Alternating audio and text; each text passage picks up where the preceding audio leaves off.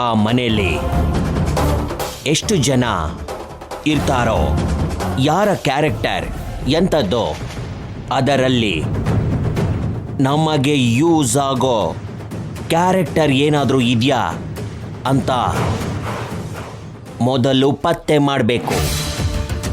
ಆ ವ್ಯಕ್ತಿಗಳ ವೀಕ್ನೆಸ್, ಆ ಮನೆ ವೀಕ್ನೆಸ್ ತಿಳ್ಕೋಬೇಕು. ನಮಗೆ ಕೋಆಪರೇಟ್ ಮಾಡೋ ಕ್ಯಾರೆಕ್ಟರ್ನ ಹೊರಗಡೆ ಎಳಿಬೇಕು. ಆವಾಗ ನಮ್ಮ ಕೆಲಸ ಈಸಿ ಆಗುತ್ತೆ. Great idea David. Mister Charan, sir, every second is very valuable. As my friend side, ಆ ಮನೆಯಲ್ಲಿರೋ ಒಂದು ಬ್ಯಾಡ್ ಕ್ಯಾರೆಕ್ಟರ್ನ ಹಿಡೀರಿ. ಇಫ್ ಪಾಸಿಬಲ್ ನಮ್ಮ ಹತ್ರ ಕರ್ಕೊಂಡು ಬನ್ನಿ. I will set the final deal. Okay sir.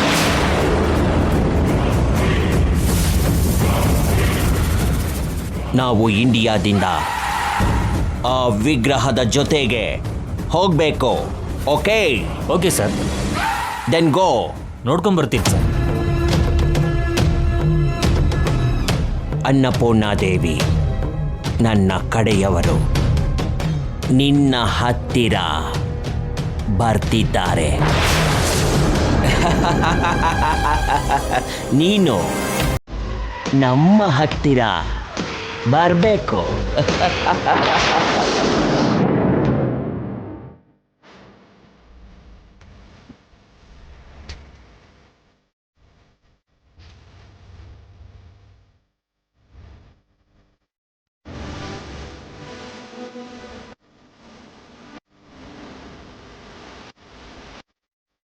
ನಾವು ರೋಡ್ ಮೇಲೆ ಎಷ್ಟು ಹೊತ್ತು ನಿಂತರೂ ಮನೆಯಿಂದ ಯಾರು ಹೊರಗಡೆ ಬರಲ್ಲ. ನಮ್ಮನ್ನ ಒಳಗಡೆ ಬನ್ನಿ ಅಂತಲೂ ಕರೆಯಲ್ಲ. ತುಂಬ ಚೆನ್ನಾಗಿ ಯೋಚನೆ ಮಾಡು ಅಮ್ಮ. ಇವತ್ತು ತುಂಬ ಅಪಾರ್ಥ ಮಾಡಿಕೊಂಡ್ರು, ನಮಗೆ ದುಃಖನ ಕೊಟ್ಟರು. ನಾವು ಹೊರಗಡೆ ಹೋಗಬೇಕು ಅಂತ ಕೇಳ್ಕೊಳ್ಳೋರಿಗೆ ಆನಂದನ ಕೊಟ್ಟರು. ಅಮ್ಮನವ್ರ ವಿಗ್ರಹನ ಕಾಪಾಡೋದಕ್ಕೋಸ್ಕರ ನಿನ್ನ ಪ್ರಾಣನೇ ಕೊಡೋದಕ್ಕೆ ಹೋಗಿದ್ದೆ. ಅಮ್ಮನ ಪ್ರಾಣನ ಕಾಪಾಡೋದಕ್ಕೋಸ್ಕರ ಎಷ್ಟೋ ಸಲ ನಿನ್ನ ಸ್ವಾಭಿಮಾನನೇ ಸಾಯಿಸ್ಕೊಂಡೆ. ನನ್ನ ಕುಟುಂಬ ಸದಸ್ಯರ ಕ್ಷೇಮಕ್ಕೋಸ್ಕರ ನಿನ್ನ ನೀನು ತುಂಬ ಸರಿ ಕಳ್ಕೊಂಡಿದೀಯ. ಈ ಕುಟುಂಬದ ಗೌರವ ಕಾಪಾಡೋದಕ್ಕೋಸ್ಕರ ಪ್ರತಿ ಕ್ಷಣ ಈ ಮನೆ ಸುತ್ತ ರಕ್ಷಣಾ ಕವಚ ಆಗಿದ್ದೆ. ಅದೇ ಕೊನೆಗೆ ಎಲ್ಲರಿಗೂ ದೂರ ಆದೆ. ಕೆಟ್ಟದ್ದಕ್ಕೆ ಪಟ್ಟಾಭಿಷೇಕ, ಒಳ್ಳೆಯದಕ್ಕೆ ಕುಟುಂಬದಿಂದ ಬಹಿಷ್ಕಾರ. ಇದಕ್ಕಿಂತ ದಾರುಣ ಇನ್ನೇನಿರತ್ತೆ? ಇವತ್ತು ನಮ್ಮನ್ನ ನಮ್ಮ ಮನೆಯಿಂದ ಹೊರಗಡೆ ಹಾಕ್ತಾರೆ ಅಂತ ನಾನು ನಿಜವಾಗ್ಲೂ ಅನ್ಕೊಂಡಿರ್ಲಿಲ್ಲ ಅವನಿ. ನಾನು ಮಗ, ನೀನು ಸೊಸೆ ಅನ್ನೋ ಹಕ್ಕಾದ್ರೂ ನಮ್ಮನ್ನ ತಡೆಯುತ್ತೆ ಅನ್ಕೊಂಡಿದ್ದೆ. ಅದು ಕೂಡ ತಡೆಯೋಕ್ಕಾಗ್ಲಿಲ್ಲ.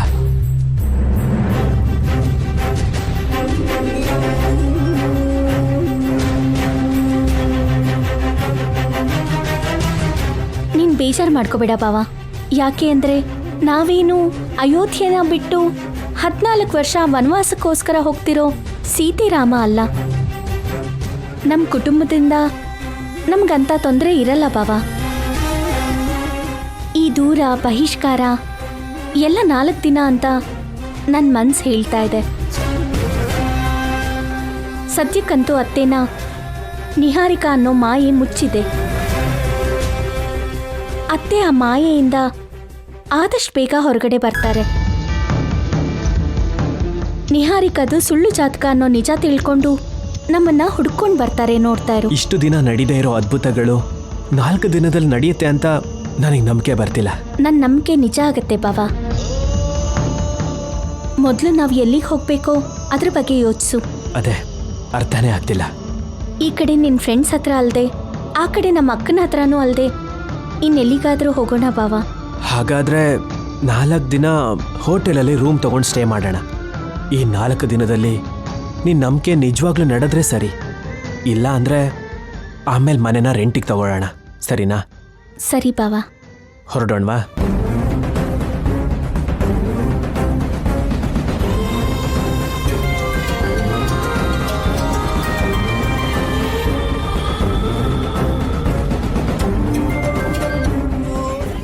ಯಾರು? ಅಕ್ಕ. ನಂಗೆ ಯಾರಾದರೂ ಚಿಕ್ಕ ಮಾತು ಹೇಳಿದ್ರೇನೆ ಸಹಿಸೋದಿಲ್ಲ. ಇವಾಗ ನಮ್ಮನ್ನ ಹೊರಗಡೆ ಹಾಕಿದ್ದಾರೆ ಅನ್ನೋ ವಿಷಯ ಗೊತ್ತಾಯ್ತು ಅಂದ್ರೆ ಅಕ್ಕ ನಿಜವಾಗ್ಲೂ ಸುಮ್ಮನಿರಲ್ಲ. ಏನೋ ಒಂದು ಹೇಳಿ ಮ್ಯಾನೇಜ್ ಮಾಡು.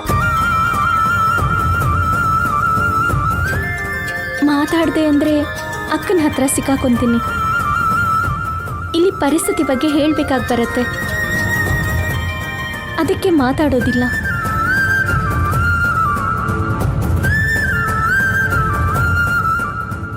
ಯಾಕೆ ರಿಸೀವ್ ಮಾಡ್ತಿಲ್ಲ? ಏನಾದರೂ ಕೆಲಸದಲ್ಲಿರ್ತಾಳ?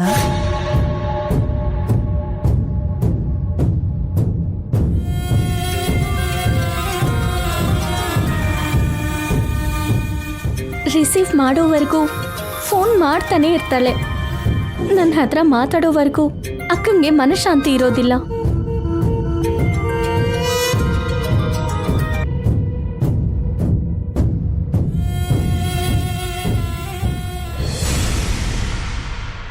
This number is currently switched off.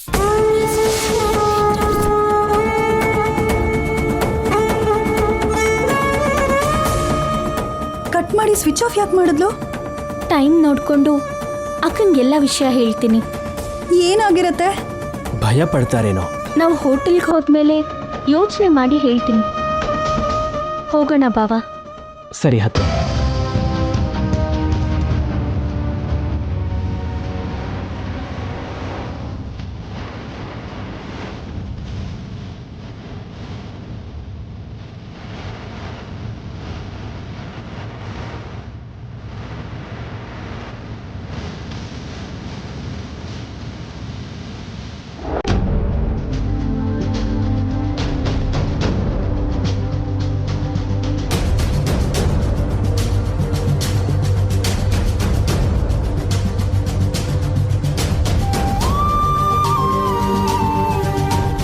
ಅಮ್ಮ, ಏನಾಯ್ತಮ್ಮ? ಯಾಕಾಗಿದೆಯಾ? ಚಿಕ್ಕಮ್ಮ ನಮ್ಮ ಮನೆಗೆ ಬಂದು ತುಂಬ ದಿನ ಆಯಿತು.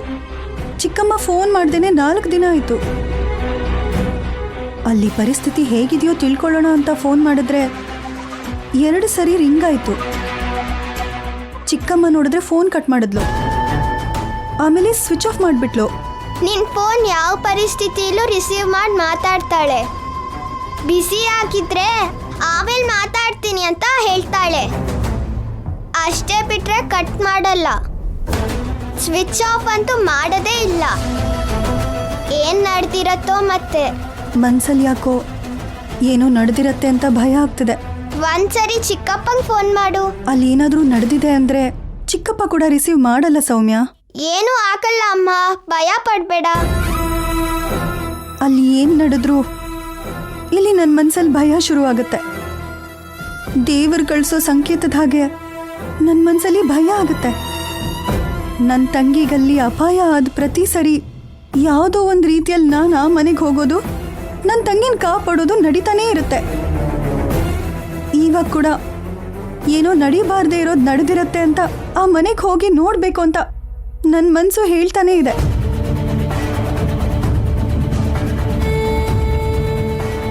ನಾನು ತಕ್ಷಣ ಹೊರಡ್ತೀನಿ. ಆ ನಿಹಾರಿಕೆಯಿಂದ ಆಗಲಿ ಆ ಕುಟುಂಬದಿಂದ ಆಗಲಿ ನನ್ನ ತಂಗಿಗೇನಾದರೂ ಅನ್ಯಾಯ ನಡೆದ್ರೆ ಆ ಇಡೀ ಕುಟುಂಬನೇ ಬೀದಿಗೆ ತರ್ತೀನಿ.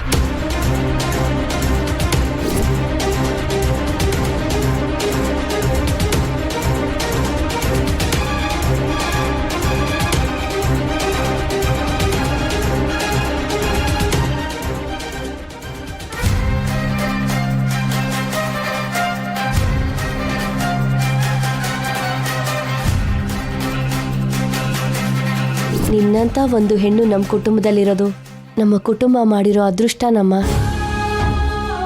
ಕುಟುಂಬ ಬೇರೆ ಆಗದೆ ಇರೋ ಹಾಗೆ ನೋಡ್ಕೊಳ್ಳೋ ಜವಾಬ್ದಾರಿನ ನಿನ್ಮೇಲೆ ಹಾಕ್ತಿದ್ದೀನಿ.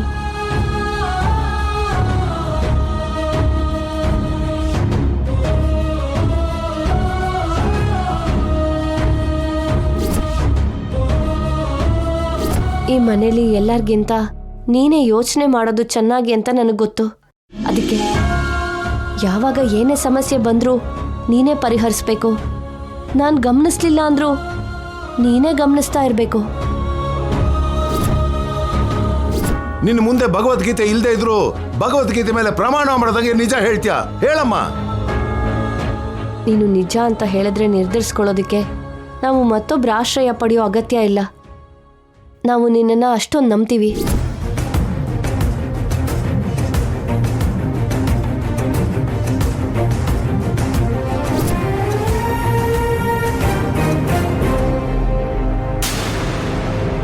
ಈಗಲೇ ಬರ್ತೀನಿ, ಇಲ್ಲೇ ಇರು. ಸರಿ ಆಯ್ತು.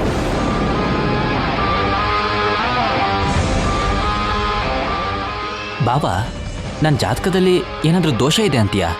ಆ ಅನುಮಾನ ಯಾಕೆ ಬಂತು ಕೃಷ್ಣ? ನೀನು ಅದೃಷ್ಟವಂತ ಆಗಿರೋದಕ್ಕೆ ಈ ಮನೆ ವಾರಸ್ತಾರ ಅಂತ ಗೊತ್ತಾಯ್ತು. ಇಲ್ಲ ಅಂದ್ರೆ ಆ ವಟಾರಕ್ಕೆ ನೀನು ಸೀಮಿತ ಆಗ್ತಿದ್ದೆ. ಅದಲ್ಲ ಬಾಬಾ, ಯಾವುದೋ ದೋಷ ಇರೋದಕ್ಕೆ ನನ್ನ ಶೋಭನ ಕೊನೆ ನಿಮಿಷದಲ್ಲಿ ನಿಂತೋಯ್ತು. ಇಲ್ಲ ಅಂದಿದ್ರೆ ಆಗ್ಬಿಡೋದು. ಅದಾ ನಿನ್ನ ನೋವು. ಅವನಿ, ಅವನಿ,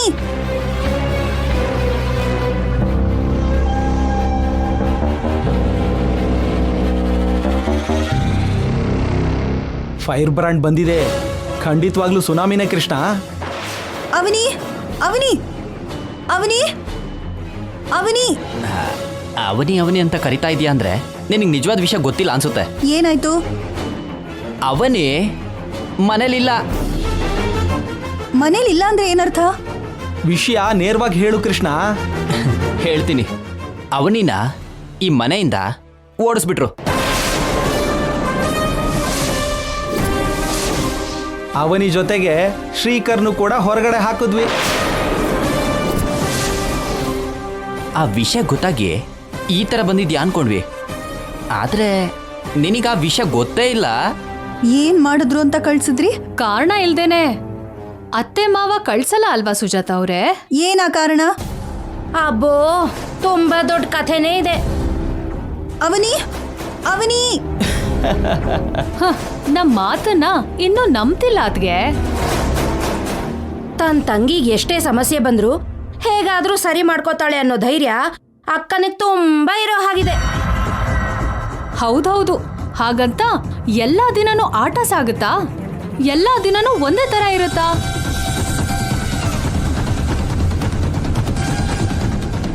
ನನ್ ತಂಗಿನ ಮನೆಯಿಂದ ಯಾಕೆ ಕಳ್ಸಿದ್ರೋ ಕಾರಣ ಹೇಳ್ತೀರಾ? ಏನ್ ತಪ್ಪು ಮಾಡಿದ್ಲು ಅಂತ ಕಳ್ಸಿದ್ರಿ? ತುಂಬಾ ದೊಡ್ಡ ತಪ್ಪು ಮಾಡಿದಾಳೆ ಸುಜಾತ ಅವರೇ.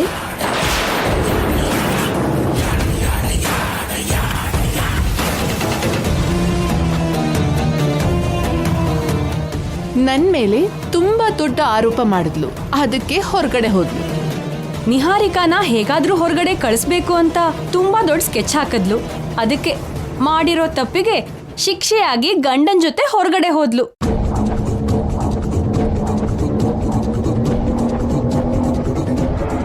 ವೇದವತಿ ಅವರೇ, ವೇದವತಿ ಅವರೇ, ಹೊರಗಡೆ ಬನ್ನಿ. ಇವಳಿಗೆ ಅತ್ತೆ ಏನಾದ್ರೂ ಇದ್ದಿದ್ರೆ ಕರೆಕ್ಟಾಗಿ ಉತ್ತರ ಕೊಡ್ತಿದ್ರು.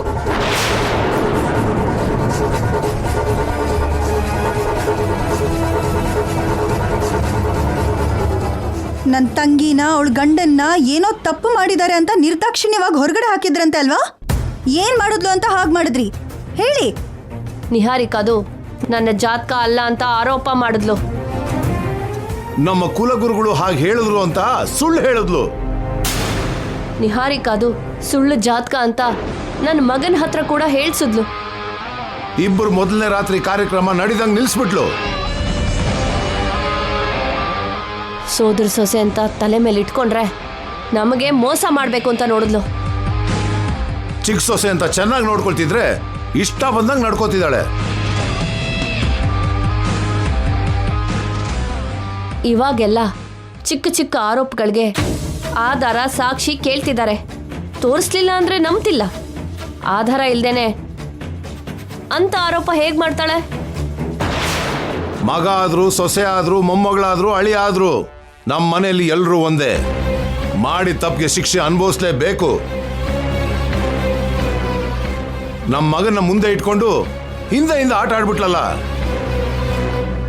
ಆ ನಾಟಕಕ್ಕೆ ಸರಿಯಾದ ಶಿಕ್ಷೆ ಅನುಭವಿಸ್ಬೇಕಲ್ಲ. ಅದಕ್ಕೆ ಕುಟುಂಬದಿಂದ ಬಹಿಷ್ಕಾರ ಹಾಕಿದೀವಿ. ನಾವು ಮಾಡಿದ್ದು ತಪ್ಪಾ? ತಪ್ಪು ತಪ್ಪು ತಪ್ಪು.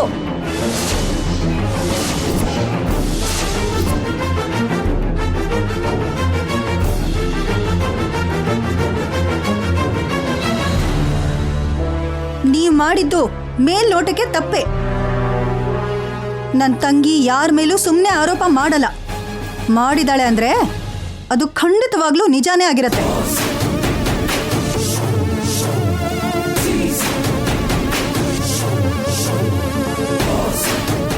ನನ್ ತಂಗಿ ಹೇಳ್ದಾಗೆ ಈ ನಿಹಾರಿಕಾದು ಸುಳ್ಳು ಜಾತಕನೇ ಆಗಿರತ್ತೆ. ಹೀಗೆ ಹೇಳಿದ್ದಕ್ಕೆ ಅವ್ರನ್ನ ಹೊರಗಡೆ ಹಾಕಿದ್ದು. ಇನ್ನೊಂದ್ಸಲ ಹೇಳ್ದೆ ಅಂದ್ರೆ ಈ ಮನೆಗೆ ನೀನ್ ಕೂಡ ಕಾಲಿಡಕ್ಕಾಗಲ್ಲ. ಒಂದ್ಸಾರಿ ಅಲ್ಲ, ಲಕ್ಷ ಲಕ್ಷ ಸರಿ ಹೇಳ್ತೀನಿ. ನನ್ ತಂಗಿ ಯಾವತ್ತೂ ಸುಳ್ಳು ಹೇಳಲ್ಲ. ಅಯ್ಯೋ ಪಾಪ, ಅವಳು ಅಷ್ಟೊಂದು ಪ್ರಾಮಾಣಿಕಳಾದ್ರೆ ಶ್ರೀಕರ್ನ ಪ್ರೀತಿಸಿದ ವಿಷಯನ ಯಾಕೆ ಹೇಳಲಿಲ್ಲ? ಶ್ರೀಕರ್ನ ಮದ್ವೆ ಆಗಿರೋ ವಿಷಯ ಮತ್ಯಾಕೆ ಹೇಳಲಿಲ್ಲ? ಸೋದರ ಸೊಸೆ ಅನ್ನೋ ವಿಷಯನ ಯಾಕೆ ಹೇಳಲಿಲ್ಲ? ಅದೆಲ್ಲ ಸುಳ್ಳೇ ಅಲ್ವಾ? ತಂಗಿನ ಚೆನ್ನಾಗೇ ವಹಿಸ್ಕೊಂಡ್ ಬರ್ತಿದ್ಯಾ ಬಿಡು. ಏನು ಮಾತು ಬರ್ತಿಲ್ವಾ? ನಾವು ನಿರ್ದಾಕ್ಷಿಣ್ಯವಾಗಿ ಮನೆಯಿಂದ ಹೊರಗಡೆ ಕಳಿಸ್ಲಿಲ್ಲ. ನಾವೇನು ಅಷ್ಟು ದಯೆ ಇಲ್ದಿರೋರಲ್ಲ. ಇನ್ನು ಸಾಕ್, ನಿಲ್ಸಿ.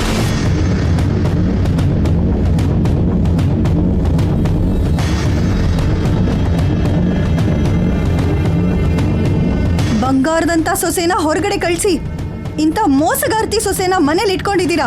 ತಲೆ ಕೆಟ್ಟಿರೋ ಹಾಗಿದೆ ನಿಮ್ಗೆ. ಏಯ್, ಕಂತ್ರಿ ಗಿಂತ್ರಿ ಅಂದ್ರೆ ಬಾರಿಸ್ಬಿಡ್ತೀನಿ ನೋಡು. ನನಗೆ ಹೊಡಿತ್ಯಾ? ಎಲ್ಲಿ ಹೊಡಿ ನೋಡೋಣ, ಬಾ ಹೊಡಿ. ನಾನಲ್ಲ, ಅತ್ತೆ ಅವ್ರು ಹೊಡಿತಾರೆ. ನನ್ ಮೇಲೆ ಏನಾದ್ರೂ ಕೈ ಮಾಡಿದ್ರೆ ಏನ್ ನಡೆಯುತ್ತೋ ನೋಡ್ತೀರಾ. ಏನ್ ಈ ಬೆದರಿಕೆಗಳು? ನೀನ್ ಕೂಗಾಡಿದ್ರೆ ನಾವು ಭಯ ಪಡ್ತೀವಿ ಅನ್ಕೊಂಡ್ಯಾ? ಪೊಲೀಸ್ ಸ್ಟೇಷನ್ ಅಲ್ಲಿ ಇದ್ ಬಂದೋ ನೀನು. ನಿನಗೆ ಯಾಕೆ ಭಯ ಇರುತ್ತೆ ಹೇಳು? ನೋಡು, ಇದೆ ಈ ಮಾತೆ ಬೇಡ ಅನ್ನೋದು. ನನ್ನ ಬಗ್ಗೆ ಆಗ್ಲಿ ನನ್ನ ಹೆಂಡತಿ ಬಗ್ಗೆ ಆಗ್ಲಿ ತಪ್ಪಾಗಿ ಮಾತಾಡಿದ್ರೆ ಸರಿಯಾಗಿರಲ್ಲ, ಹೇಳ್ತಾ ಇದ್ದೀನಿ. ಆಹಾ, ನೀವು ತುಂಬಾ ಒಳ್ಳೆಯವರೇನೋ. ಮತ್ತೆ ಅನವಶ್ಯಕವಾಗಿರೋ ವಾದಗಳು ಬೇಡ ಸುಜಾತ.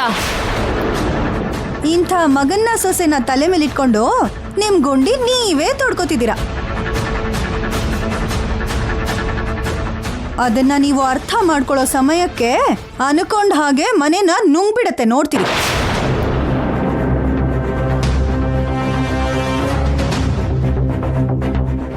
ನನ್ ತಂಗಿ ತಪ್ಪು ಮಾಡಿದ್ಲು ಅಂತ ಅದಕ್ಕೆ ಹೊರಗಡೆ ಹಾಕಿದೀವಿ ಅಂತ ಹೇಳ್ತಿದ್ದೀರಾ?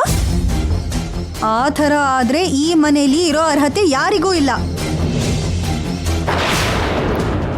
ಕೊನೆಗೆ ನಿಮಗೂ ಸಹ.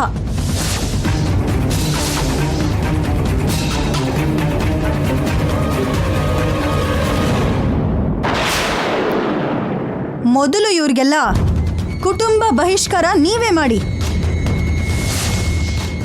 ಅದಾದ್ಮೇಲೆ ನಿಮಗ್ ನೀವೇ ಆ ಶಿಕ್ಷೆನ ವಿಧಿಸ್ಕೊಳ್ಳಿ.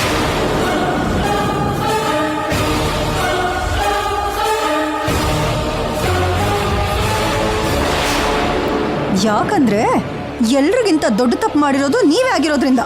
ಮಿತಿ ಮೀರಿ ಮಾತಾಡ್ಬೇಡ ಸುಜಾತ. ನಿಮ್ ಬುದ್ಧಿ ಚೆನ್ನಾಗಿದ್ರೆ ನನ್ ಬಾಯಿ ಯಾಕೆ ಹೀಗ್ ಮಾತಾಡುತ್ತೆ? ವಯಸ್ಸು ಜಾಸ್ತಿ ಆಗ್ತಿದೆ ಅಲ್ವಾ, ಅದಕ್ಕೆ ಬುದ್ಧಿ ಮಂದ ಆಗ್ತಿದೆ. ನಿಮ್ ಕಣ್ಣು ಮುಚ್ಚೋಗಿದೆ, ಅದಕ್ಕೆ ನಿಜ ಏನು ಅಂತ ನೋಡಕ್ಕಾಗ್ತಿಲ್ಲ. ನಿಮ್ ಮನಸ್ಸು ಕೂಡ ಮುಚ್ಚೋಗಿದೆ, ಅದಕ್ಕೆ ನಿಜಾನ್ ಕೇಳೋದಕ್ಕಾಗ್ತಿಲ್ಲ ನಿಮಗೆ. ನಿಮ್ಮಲ್ಲಿ ಯಾರಾದ್ರೂ ಒಬ್ರು ನನ್ನ ತಂಗಿ ಕಾಲ್ ಧೂಳಿಗೂ ಸರಿ ಹೋಗ್ತೀರಾ? ಅವಳ ಕಾಲ್ ತೊಳೆದು ಆ ನೀರ್ನ ತಲೆ ಮೇಲೆ ಹಾಕೋಬೇಕು ನೀವು.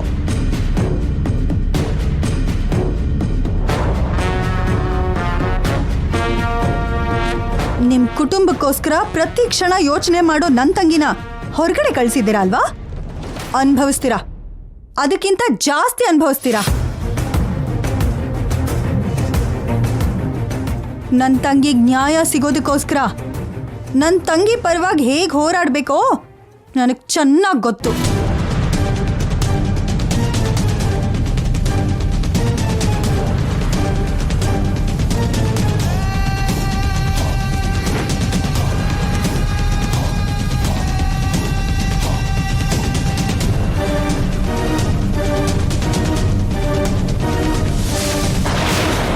ಇನ್ನೇನೋ ಬ್ಯಾಲೆನ್ಸ್ ಇರೋ ಹಾಗಿದೆ. ವೇದವತಿ ಅವರೇ, ಅವಳು ವಿಷ ಸರ್ಪ.